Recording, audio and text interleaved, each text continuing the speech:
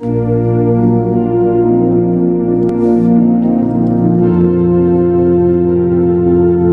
heading to the vigil for all night, pretty much until tomorrow. I'm bringing my sleeping bag, some food, and a portable charger. Weak and wounded sinner, lost and left to die.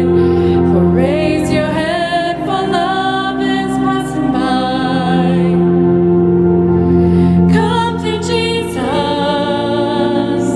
come to Jesus, come to Jesus and live. Now your burden's lifted and carried far away, and precious blood has washed away the stain. It's out of control in a good sense. It teaches us that God is in control.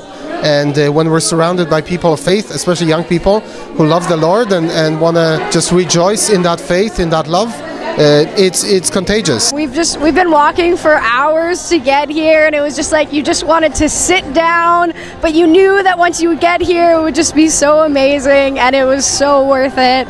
And I mean, Pope hasn't even arrived yet, but everybody is just so on fire. It's awesome. It's nice to see all these people gather around for God, for Jesus, you know, in one place, praising God. That's beautiful. Because you're getting reminders that you've just met people from all over the world who share the same faith as you.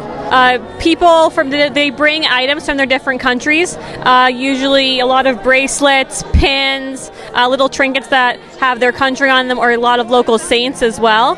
And they're going to take a piece of you and your country home, and you're taking a piece of their country and their faith home too. I'm grateful to the great Pope, St. John Paul II, who said the World Youth Day, and the popes who have succeeded him, who have carried this, continue to carry this on, and the youth of the world are completely in fire with love for Christ. And with your final heartbeat, kiss the world goodbye.